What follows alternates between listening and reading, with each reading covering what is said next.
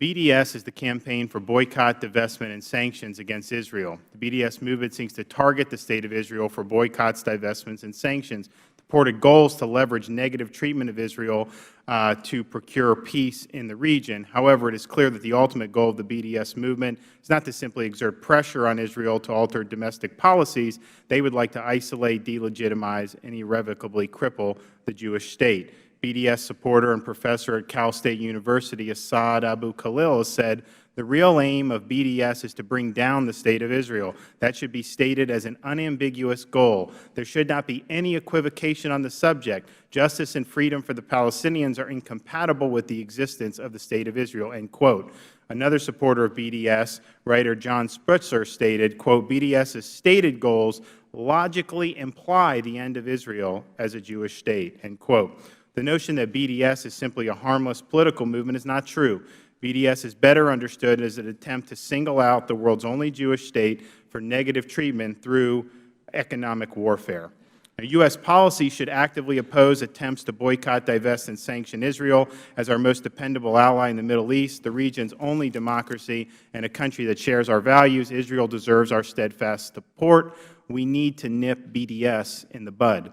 This hearing is timely in light of recent comments by the State Department spokesman regarding anti-BDS language contained in the Trade Authority bill recently passed by Congress. While the bill specifically mandates that U.S. negotiators pressure potential trading partners to reject BDS, the State Department indicated it would not enforce the language. Congress included the anti-BDS provision because it wanted to stymie efforts emanating particularly from European countries where anti-Semitism, unfortunately, is at a post-World War II high, to target Israel. Congress needs to conduct oversight of the State Department to ensure compliance with the statutory law. Now, BDS is not a mainstream position in the United States, but it has gained traction on college campuses and in European capitals.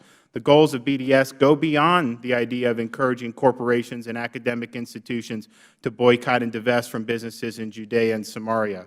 Support for BDS is curious in light of the fact that many advocates for BDS have no qualms with trading with rogue regimes such as Iran.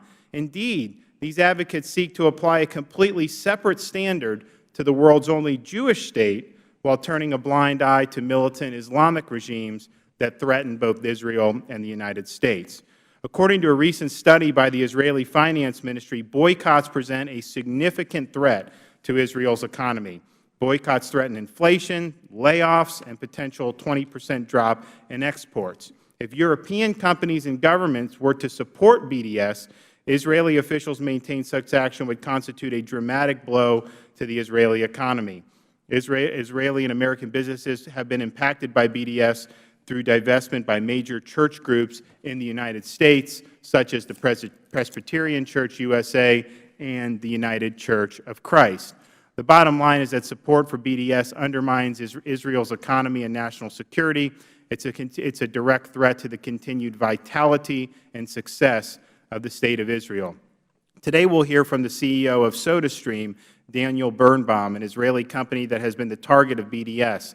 The BDS campaign has specifically targeted this company, which has since moved its factory out of Judea and Samaria, resulting in the loss of jobs for many of the Palestinian and Israelis alike. In the case of SodaStream's factory in Judea and Samaria, which is now closed, an estimated 500 Palestinian Arabs were employed there out of a total of 1,300 employees. While SodaStream is working to secure work permits from the Israeli government for these Palestinians and other former employees at their new factory, the future employment opportunities for many of these workers remains uncertain.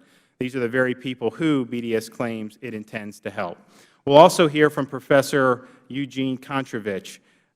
He was a major force behind the South Carolina law prohibiting companies who want to contract with the state government from participating in boycotts based on nationality, national origin, ethnicity, race, and other categories of discrimination. He will also discuss existing federal law, international law, and the potential impact of BDS on the international trading system. Mr. Mark Dubowitz, the Executive Director of Foundation for Defense of Democracies, will also be joining us. He has written extensively on the topic of the BDS movement. Mr. Matthew Duss is the guest of my minority colleagues, and he is the President of the Foundation for Middle East Peace.